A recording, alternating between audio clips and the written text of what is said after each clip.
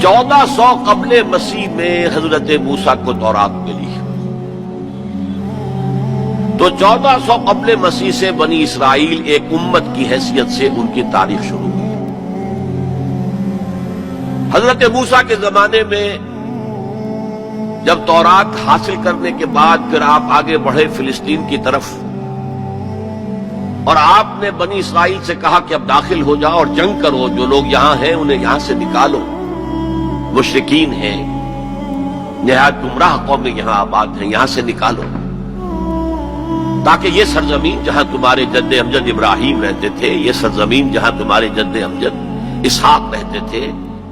حضرت یعقوب رہتے تھے، اور جہاں سے وہ ہجرت کر کے مصر تشریف لے گئے تھے، تم دوبارہ وہ زمین حاصل کر لو۔ لیکن انہوں نے جنگ سے صاف انکار کر دیا۔ فَاذْهَبْ أَنْتَ وَرَبُّكَ فَقَاتِلَا إِنَّا هَاهُنَا قَاعِدُونَ، اے موسیٰ جاؤ، تم جاؤ، تمہارا رب جائے، تم جا کے جنگ کرو، وہ تو بڑے قوی الجثہ لوگ ہیں، بڑے خوخار لوگ ہیں، ہم ان سے جنگ کرنے کی پوزیشن میں نہیں ہیں، ہم تو یہاں بیٹھے ہیں۔ حضرت موسیٰ پر اس قدر شدید بیزاری طاری ہوئی، آپ نے اللہ کی جناب میں دعا کی، رب انی لا املک الا نفسی و اخی،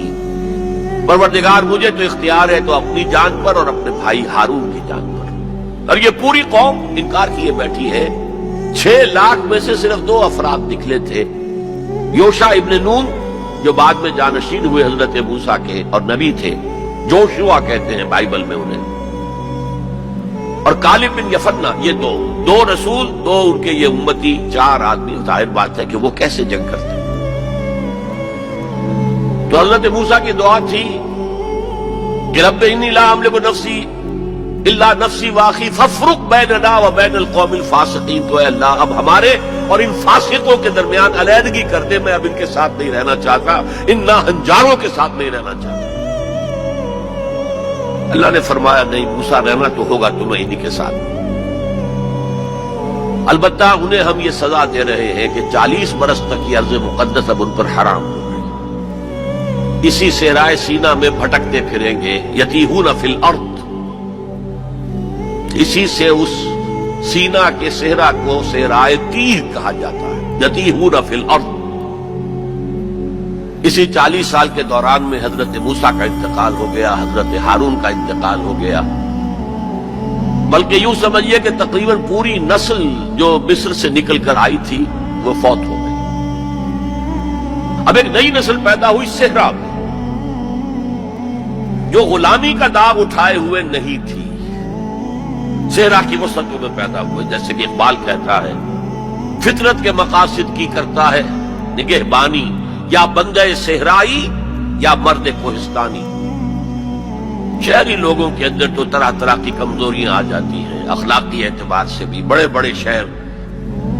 ان کے اندر جو بھی خرابیاں آتی ہیں وہ سب کو معلوم ہے۔